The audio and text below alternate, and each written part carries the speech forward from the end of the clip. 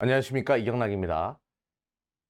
제 왼쪽 오른쪽 방향에 여러분들 보시는 오른쪽 방향, 우측 상단에 카드가 있어요. 여기를 이제 클릭하시게 되면 제가 PCB 관련된 공정별 특성과 그리고 관련된 종목들을 정리해 놨거든요. 그거 보시고 투자에 참조하시면 참 좋을 것 같네요. 많은 분들 클릭해 주십시오.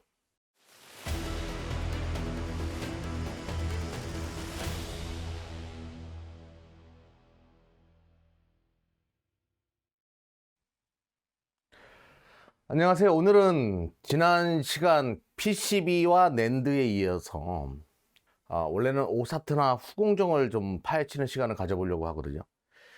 지금 이 유튜브의 주 프로젝트는 여러분들에게 그 IT에 대한 IT 산업, 자율주행으로 연결 지을 수 있는 IT 산업, 데이터 센터로 연결 지을 수 있는 그 IT 산업의 전망적인 이해를 돕기 위해서 만드는 거예요. 그래서 그런 취지로 시작을 했고, 그래서 원래는 후공정과 오사트 쪽을 좀 오늘 파헤치는 시간을 가져야 되는데, 제가 오늘 살짝 방향을 돌렸습니다. 단발적인 자금을 운용하시는 분들에게 조금 시간적으로 요쪽이 급해 보여가지고 이쪽으로의 무게중심을 좀 더 취하자. 이 무게중심이 요쪽이 좀 더 왔죠. IT 쪽도 중장기적으로 상당히 매력이 있어요. 그리고 PCB 쪽도 많이 올라가 있는 상황에서 추가적인 상승이 나올 수 있는 이야기들이 계속 나오죠. 뭐 자율주행 이야기 계속 나오고. 그런데 요쪽을 잠깐 외도하고 후공정 쪽으로 넘어가려고 합니다. 시간적인 부분도 필요했고, 시대적인 흐름이 또 이쪽에 기댈 만한 흔적들이 계속 보이기 때문에 이쪽은 뭐냐면 바로 리오프닝 관련된 섹터를 조금 파헤쳐보자. 그리고 좀 알려지지 않은 종목들도 여러분들과 함께하는 시간을 좀 가져보자. 이렇게 해서 오늘은 리오프닝 관련된 종목을 해부하는 시간, 어, 한 2부 정도 진행할 것 같은데요. 뭐 리오프닝의 최대 수혜는 당연히 우리가 코로나라는 이 시기 동안 정말 2년 동안 힘들었죠. 막혀 있었던 소비들, 못했던 것들, 그런 것들이 정상화된다라는 전제. 지금 코로나 뭐 새로운 변이 바이러스 얘기 많이 나오던데, 이 바이러스라는 것은 전파가 계속 되면 될수록 그 치사율은 떨어지는 것이니까 전파 속도, 점유율이 높으면 높을수록 치사율은 떨어진다. 뭐 이렇게 표현을 하는 거니까요. 점진적으로 코로나의 종식이 눈앞에 보이기 시작하고 우리는 그거를 엔데믹이라고 표현을 합니다. 그와 관련된 것들을 좀 볼 필요가 있겠죠. 최근에 외국인들 동향을 본다라고 하더라도 외국인들이 다 한 곳을 바라보는 섹터가 리오프닝인 것으로 파악이 돼요. 뭐 대표적인 종목 대한항공 같은 경우에는 외국인들의 집중적인 매수세가 계속 대한민국 시장을 팔고 있음에도 불구하고 집중적인 매수세가 계속 이어지고 있기 때문에 요쪽을 좀 분석해 볼 필요가 있다. 이겁니다. 먼저 이제 골드만삭스의 최고 전략가 오펜하이머가 얘기했던 그 자료를 가지고 한번 이야기해 볼게요. 어, 미국의 주식이 계속 오르는 세 가지 이유 뭐 이렇게 해가지고 첫 번째로는 현금을 가져갈 이유가 없다. 실질 금리는 사실상 마이너스다. 인플레이션 대비해서. 두 번째가 뭐 주식이 많이 싸졌다. 최근에 조정으로. 그리고 바로 세 번째가 기업과 가계의 대차 대조표가 너무나 좋다. 소비를 하기에는 너무나 좋은 구간에 있다. 이거예요. 이게 이제 오펜하이머의 주장인데 뭐 저도 다 공감을 하고 특히 세 번째 같은 경우에는 우리가 관심 있게 보는 이 소비재 쪽이랑 또 리오프닝과 연결될 수 있는 부분이 있기 때문에 왜 그런 얘기를 했는지 우리는 가계의 소비와 연결돼서 먼저 바라보도록 하겠습니다. 코로나 이후의 저축률이에요. 미국의 저축률인데 상당히 높았지요. 그 저축률, 이것이 소비 시즌으로 넘어가게 되면 쏟아져 나올 것이다. 이거예요. 예, 지금. 상당히 많은 이 쟁겨놓은 자금들이 본격적인 소비를 할 것이다. 그래서 소비재 쪽을 봐야 된다. 또 하나 이제 미국의 임금 인상률이 이렇게 높았다 이거예요. 임금 인상이 높아졌다는 얘기는 즉 주머니 사정이 좋아졌고 그것이 소비로 넘어올 수 있다 이런 논리죠. 이거는 비단 미국만 그런 건 아닌 것 같아요. 전 세계의 많은 사람들이 저축률을 높였을 것이고 또 예, 임금도 최근에 같이 올라가는 인플레이션과 맞물려서 올라가는 그런 기조를 보여주기 때문에 참조할 필요가 있겠고요. 자, 본격적으로 이제 우리는 2년 동안 긴장의 시간들을 보냈어요. 줄다리기처럼. 오징어 게임 줄다리기처럼 긴장의 시간들을 보냈고 이제 줄다리기 줄이 딱 잘리는 그 순간이 온다라고 생각해 보자고요. 여러분들은 제일 먼저 무엇 하고 싶으세요? 열의 아홉은 여행. 아, 나 괌을 가고 싶어. 저도 우리 애기들 데리고 괌을 가고 싶은데 우리 이제 넷째가 지금 배 안에 있잖아요. 그래서 지금 못 가고 있는데 둘째까지는 괌을 데리고 한번 간 적이 있었어요. 아, 그 해변가 안에서 아이들과 놀았던 그 추억들 다시 한번 해보고 싶거든요. 여러분들도 그런 추억들이 다 있을 겁니다. 여행을 하고자 하는 분들도 계실 거고 다양한 뭐 분들이 계시겠죠. 대부분 다 여행을 얘기합니다, 지금. 그런데 이 문제는 이쪽 관련된 종목을 자꾸 확인하고 들어가려고 하는 분들이 많이 계시더라고요. 이 주식이라는 것은요. 확인하고 들어가면 항상 늦어요. 주식과 도박의 공통점은 불확실할 때 베팅하는 그런 영역이라는 거죠. 그 불확실성이 점점 현실화되면서 나한테 수익을 안겨주는 그런 구조라는 거죠. 도박은 그냥 무조건 확률에 기댈 수밖에 없는 거지만 이거는 좀 다르죠. 주식은. 어떤 그 가능성을 바라보고 우리가 투자를 하는 건데 확인하고 들어가면 늦습니다. 특히 이쪽 섹터는요. 모두가 다 알고 있는 종목들이 많아요.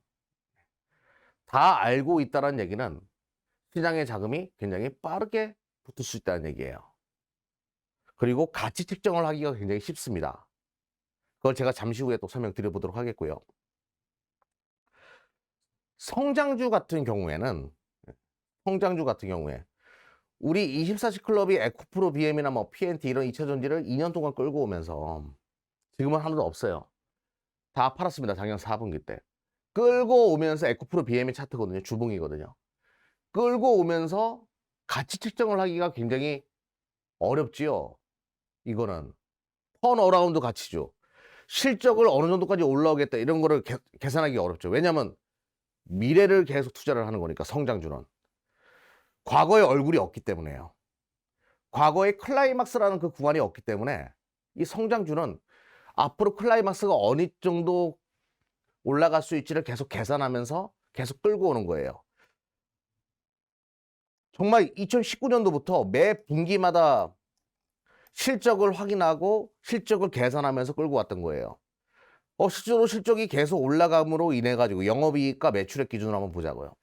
계속 실적이 올라가면서 영업이익이 증가하니까 성장하고 있구나 이런 것들을 계산하면서 끌고 오는 겁니다. 정말 힘든 시간이에요. 이건 시간이 오래 걸린다는 거죠. 이 성장주 투자는.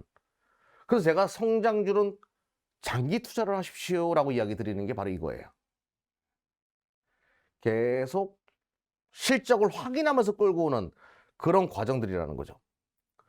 그런데 이 턴어라운드 가치주는 조금 다른 맥락이에요.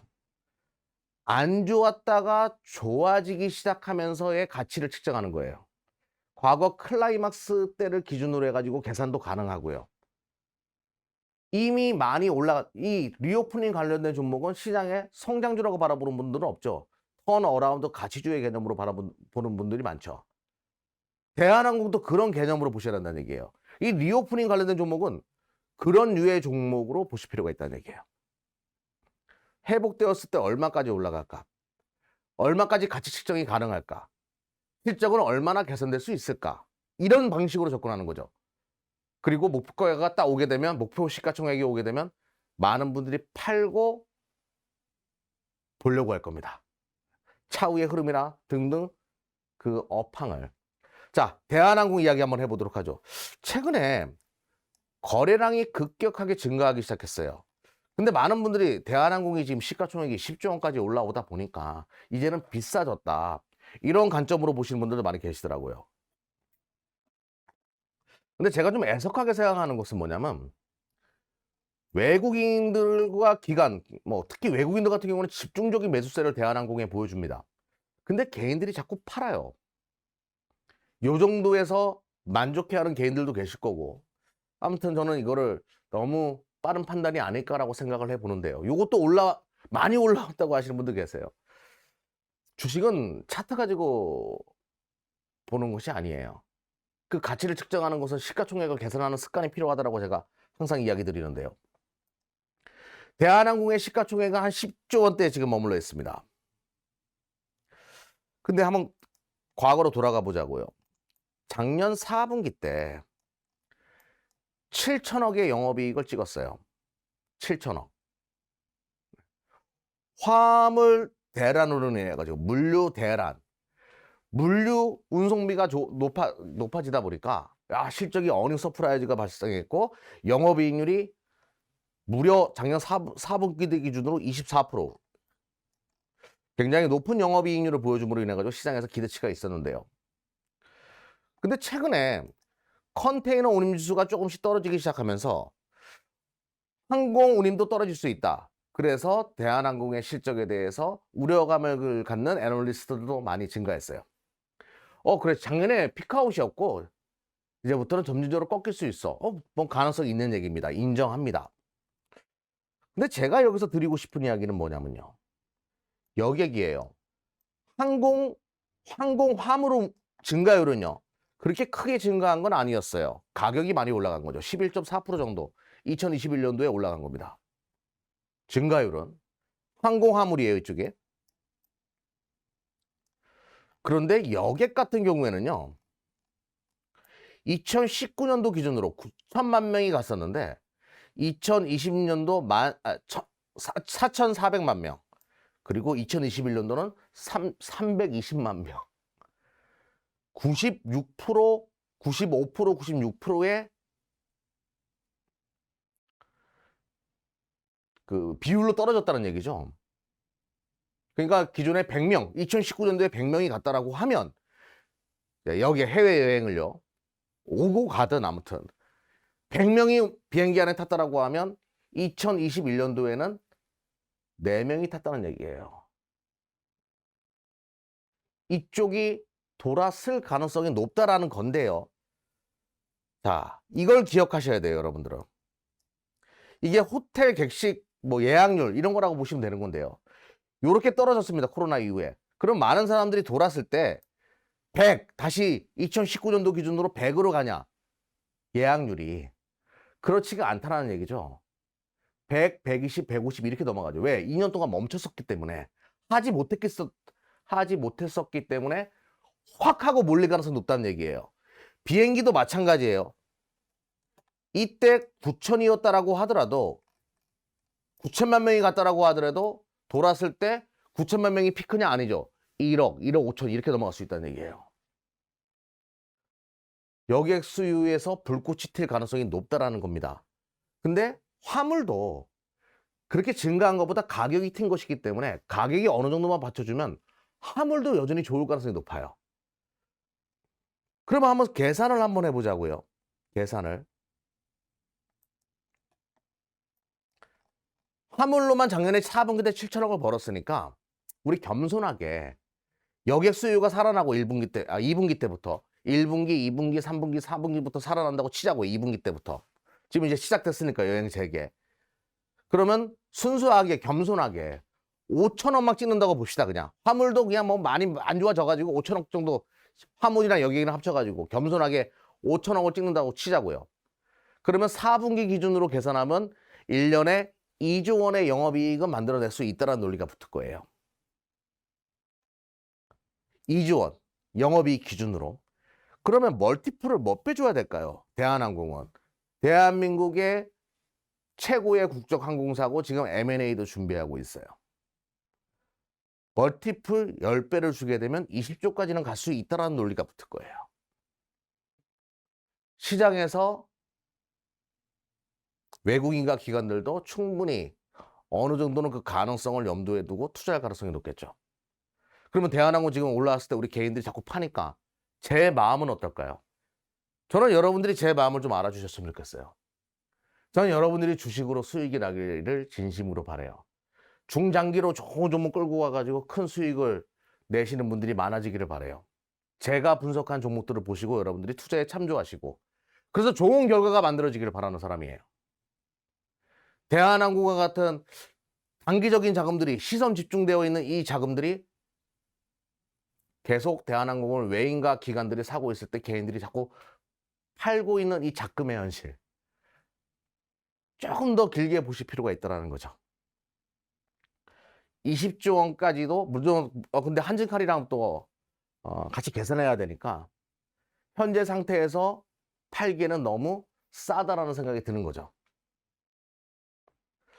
리오프닝 관련된 종목들이 여기서 끝났다 요 정도 반짝으로 그렇기에는 또 소비 여력 증가가 워낙 큰 시장이기 때문에 여러분들이 참조할 필요는 있겠고요. 또 하나 계산을 어느 정도 이렇게 계산할 수 있는 종목이라고 하면 턴어라운드 같이 주잖아요. 요 정도는 가능하겠는데라는 생각을 많은 사람들이 할 겁니다. 그러면 이런 종목은 한번 슈팅이 나오면 굉장히 빠르게 올라갈 수가 있어요. 빠르게. 그것도 꼭 염두에 두시기를 바라요. 자, 이제 여기까지 설명드렸고요. 최근에 시장에서 잘 안 보이는 또 미국의 소비 증가 관련된 것들 좀 설명을 드려보도록 하겠습니다. 미국의 소비 증가, 임금 인상 상승으로 인해 가지고 주머니 사정이 좋아진 미국의 소비와 연결될 수 있는 거. 두 종목을 설명드릴 거예요. 첫 번째는 의류입니다. JS 코퍼레이션. 제가 방송에서도 한번 또 얘기했던 것 같은데 과거 JS 코퍼레이션은 의류 쪽 버버리나 케이트 스페이드, 마이클 코어스, 게스, DKNI, 랄프 로렌 이런 기업들의 의류를 또 제공하고요. 또 하나는 이제 의류 쪽에서 매출이 70% 정도 찍힙니다. OEM, ODM을 해주는 기업이에요. 다 미국의 소비 시장을 두고 있는 업체고요. 핸드백 같은 경우에도 매출의 30% 정도가 찍히는 다른 OEM, ODM 업체와 다르게 가방 쪽, 가죽 관련된 OEM, ODM도 하는 업체입니다. 흥미롭죠? 가방 같은 경우에는요, 이 기업의 주 이제 상승분인데 미국의 10대들이 선호하는 핸드백 1위, 3위, 4위를 차지하고 있는 이 브랜드의 주 위탁 생산 업체예요. JS 코퍼레이션은. 첫 번째로는 마이클 코어스, 3위가 코치네요. 루이비통을 10대들이 사요, 미국은? 대단한 국가네. 3위가 코치고 4위가 케이트 스페이드인데 다 JS 코퍼레이션의 위탁 생산을 맡기는 업체들이라는 거죠. 자, 참조하시면 되겠고요. 이렇게 되어 있습니다. 핸드백, 매출 비중을 본다라고 하더라도 개수도 많아요. 게스, 코치, 케이트 스페이드. 조금 전에 마이클 코어스가 가장 많네요. 이게 인기가 진짜 많나 봐요. 저도 옛날에 이거 집사람 보면 안 되는데 잠깐 연애할 때 옛날 여자친구한테 선물 받은 적이 있어가지고 괜한 소리를 또 이거 삭제 안 돼요.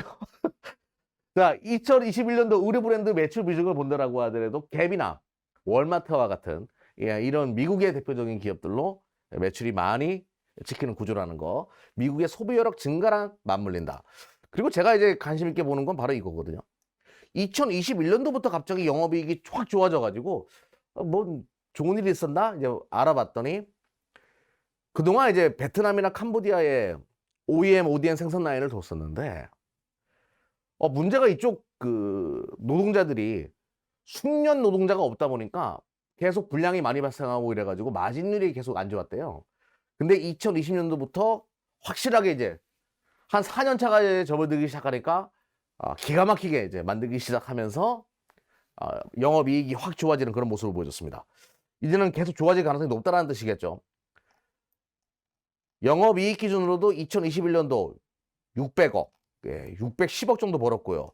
마진이 그동안 안 좋았는데 마진도 이제 빠르게 노동자들이 숙련된 노동을 보여줌으로 인해 가지고 좀 좋아지는, 베트남과 캄보디아 쪽에서 좋아지는 흐름을 보여줬어요. 근데 지금 시가총액이 3천억이니까 좀 싸다라는 생각이 들죠. 물론 영업이익률이 조금 더 올라왔으면 좋겠어요. 그건 또 투자에 참조하시면 될 것 같고요. 지금 미국의 소비와 연결되는 것부터 지금 이야기 드리는 겁니다. 앞으로 굵직굵직하게 접근해야 될 것들이 많아요. 자, 그리고 미국의 소비랑 연결되는 화장품, 잉글루드랩. 제가 이 종목에 대해서는 여러분들에게, 제가 기업 탐방을 좀 많이 다녀가지고 좀 많이 알고 있는데, 아무튼 잉글우드랩이라는 기업이에요. 코스메카 코리아의 자회사라고 보면 되죠. 이 잉글우드랩은요, 화장품을 전문적으로 OEM, ODM 해주는 방식인데, 이거는 미국에서 굉장히 생소한 거예요. 미국에서는 일반화되어 있지 않아요. 그건 여러분들이 꼭 참조하셨으면 좋겠어요. 우리나라는 이제 OEM, ODM으로 화장품을 만드는 것이 일반화되어 있는데, 미국은 그렇지가 않더라고요. 그거는 앞으로 이 시장이 굉장히 커질 수 있다는 하나의 배경이고, 매출의 99%가 이제 미국 쪽에서 찍히는 기업입니다. 최근에 조금 미국 쪽이 줄어들고 한국 쪽도 올라온 부분이 있는데, 유저지의 토토와 공장? 토토와? 정확히도 잘 모르겠어요. 유저지 쪽에 공장이 있는 곳으로, 공장이 있어요. 근데 정확한 지역명은 잘 기억이 안 나네요. 갑작스럽게. 유저지 쪽에 있고, 많이 올라갔네요. 2021년도 4분기에는 한국 쪽도 좀 올라오는 분위기였고, 그리고 매출의 66%가 그 기초 화장품, 그리고 기능성 선크림 이런 것들, 세정제 이런 것들, 이런 것들이 한 12% 정도 지키고, 색조가 8.5% 정도. 색조 화장품도 최근에 분위기가 좋더라고 하더라고요. 최근에 IR 갔다 왔을 때는, 기업 탐방 갔다 왔을 때는. 또 뭐 이런 것들을 만들어내는 기업이다. SPF 뭐 이런 것들, 비비크림, 기능성 같은 경우는, 기초 화장품 같은 경우에는 뭐 페이스크림 이런 것들, 색조 화장품 같은 경우도 이제 만들어내고 위탁 생산을 해주는 거죠. 대표적으로 이제 엘리자베스 아덴, 요거 면세점 또 뚫리게 되면 많이 팔릴 거라고 하던데, 이거 뭐 명품인가요? 저는 잘 모르는데, 아무튼 엘리자베스 아덴도 동사의 주 고객사고, 뭐 미국 현지에서 팔리는 뭐 로레알 이런 것들도 동사의 고객사예요. 이제 한번 보자고요. 근데 이제 이 기업, 제가 이제부터 본격적으로 시장에서 좀 안 알려진 얘기 좀 할게요. 이 화장품 사업은 요렇게 이제 용기당 이렇게 다 준비되어 있어요. 100kg, 300kg, 500kg. 진짜 돈이 되는 거는 뭐 2000kg, 3000kg 요거거든요. 근데 공장 자동화를 싹 일어났습니다. 처음에는 5kg, 50kg 이렇게 이제 생산을 하다가 대박이 터져가지고 한 화장품 위탁업체가 맡긴 게 2000kg, 3000kg 넘어가면 이제 흔히 말해서 포텐이 터지는 거예요. 무슨 말인지 아시겠죠? 예. 그런 구조라는 거죠, 이게. 근데 지금 SNS 스타들을 통해 가지고 미국에서 이제 OEM, ODM을 찾는 SNS 셀럽들이 많다라고 하더라고요. 그쪽에서 하나 포텐이 터지게 되면, 우리나라도 옛날에 그랬잖아요. OEM, ODM 방식으로 맡겨가지고 뭐 3S인가 이런 업체들, 그런 것들 하나 터지기 시작하면 흔히 말해서 실적이 확 좋아질 수 있는 그런 구조라는 거예요. 근데 지금 많은 SNS 스타 셀럽들이 동사한테 위탁을 맡기고 있다는 얘기예요. 요거는 흥미진진하게 제가 보고 있는 대목 중에 하나고요. 그리고 무엇보다 대단했던 거는 코로나 와중에도 매출액은 또 계속 증가했고 영업이익도 계속 증가했다는 거예요.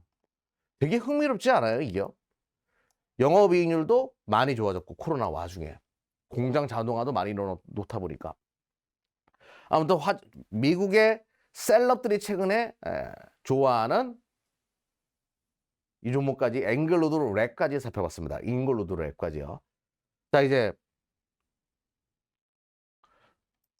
엔터주의 한번 이야기해 볼게요. JYP 엔터가 향후 2년 뒤 영업이익 1000억을 전망한다. 이렇게 보고서가 하나 딱 뜨고 나서 그날 JYP 엔터가 8%를 뜹니다. 이게 무엇을 의미하는 거지? 아니, 이게 뭐 대단하다고. 자, 굉장히 중요한 부분이죠. 1,000억을 앞으로 찍어낼 수 있다. 그게 왜? 콘서트 재개하고 그래서 1,000억을 찍어낼 수 있다. 그게 왜? 멀티플럴 엔터주는 몇 배를 줘야 될까요? 엔터주에 JYP 같은 경우는 영업이익률이 30% 정도 찍어내는 기업인데 멀티플을 몇 배 정도 줄 수 있을까요? 아티스트를 잘 키워놔서 어떤 제조업도 아니고 30배는 줘야 되지 않아요? 그렇게 생각 안 하십니까? 30배는? 그러면 1,000억을 찍는다는 전제를 깔았다는 얘기는 시가총액이 3조까지는 가야 됩니다라는 논리가 붙는 거죠. 그러니까 JYP 주가가 굉장히 강하게 튀고 나갔던 겁니다. 근데 SM도 지금 2조 원이 안 되고 YG도 1조 원 조금 넘어가고 JYP는 2조 원 넘어갔죠. 이 보고서 나오고 나서. 아직까지 이쪽은 해볼 만하다는 거죠. 여러분들.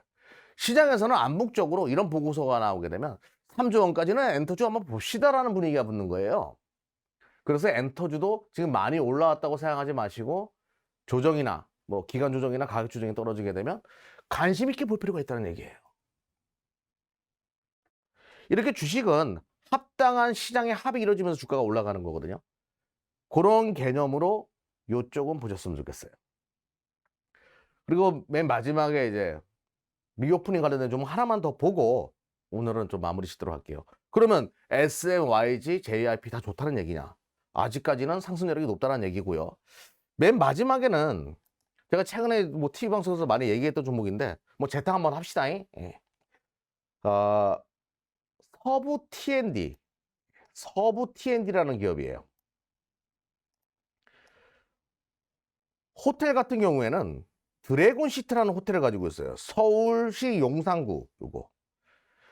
호텔 객실이 1,700개나 되더라고요. 1,700개. 큽니다. 굉장히 커요. 저도 여기 많이 가봤는데 그 걸어가면서 또 뭐 이해하실라. 뭐 애기 넷 아빠가 거기로 왜 갑니까? 예. 걸어가면서 봤어요. 걸어가면서.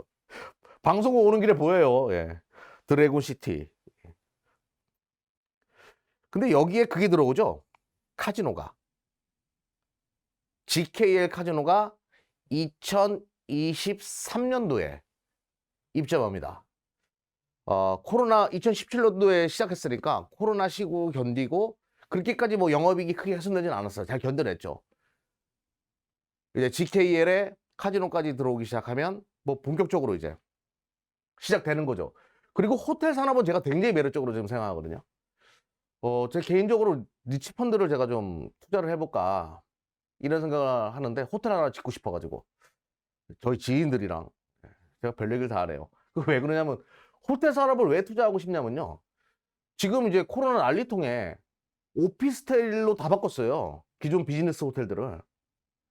외국인 관광객들이 한국에 본격적으로 이제 한국이 정말 매력적인 국가가 됐잖아요.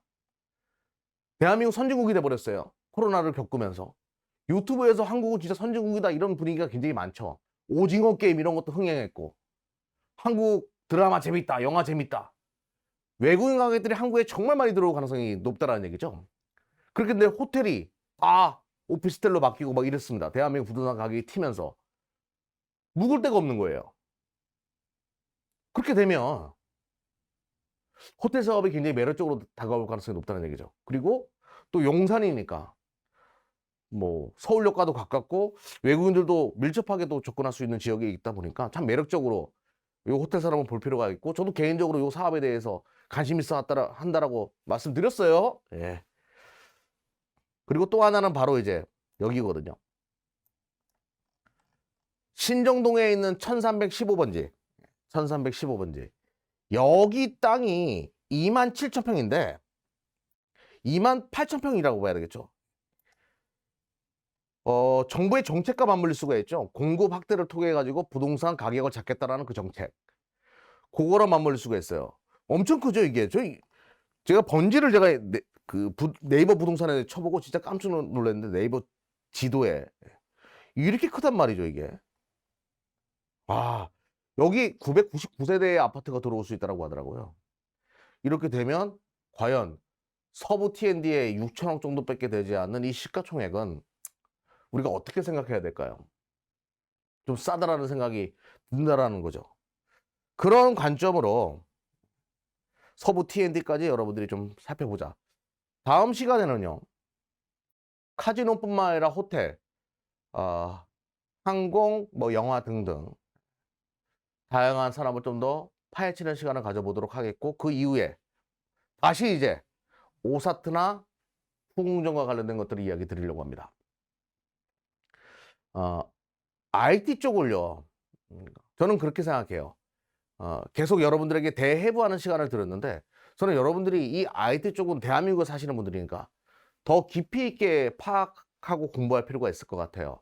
그래서 제가 이제 무료로 여러분들에게 자료집을 계속 올려드리는데, 이게 주중에 이 촬영을 하는 거란 말이죠. 주중에 꼭 확인해 보시고, PCB 요번에 또 올려드렸으니까 그것도 꼭 참조하시고 투자에 도움이 되기를 진심으로 바랍니다. 모두가 주식 투자로 성공하기를 진심으로 바라요. 제 미흡한 이런 강의가 여러분들 투자하는데 작은 도움이나 되었으면 하는 마음으로 준비해서 여러분들에게 강의 드리니까 많은 사랑 부탁드리겠습니다. 그리고 다음 주 강의도 부탁드리겠습니다. 감사합니다. 궁금한 게 너무 많아. 이 얘기가, 이 용어가 무슨 말인지 모르겠는데 좀 더 공부해 보고 싶어. 대한민국은 IT 강국이니까. 이런 분들은요, 네이버에 제 이름 아시죠? 예. 이경락. 예. 경락 마사지 치지 마시고 이경락 딱 치시면 공식 홈페이지가 나옵니다. 원래 제가 이거 만들지도 않았는데 이렇게 만들어 주셨네. 예. 공식 홈페이지가 나오고요. 클릭하게 되면 뭐 여러 가지 화면들이 나오는데 이경락 스페셜이 나오죠. 여기에 무료 신청하러 가기가 있어요. 기업 탐방 정보와 IT 자료집 제공. 요거를 클릭하시게 되면요. 네, 이렇게 나와 있습니다. 바로 이제 선착순 2,000 분께 기업 탐방 정보 및 IT 자료집을 드리고요. 우리가 기업 탐방 갔다 온 자료도 여기에 올려놓으니까 보시면 되겠고, 또 하나 이제 온라인 결제가 어려우시다면 02-3490-4616 다 무료니까요. 많은 분들 신청하셔가지고 2,000명 안에 꼭 드시기를 바라겠습니다.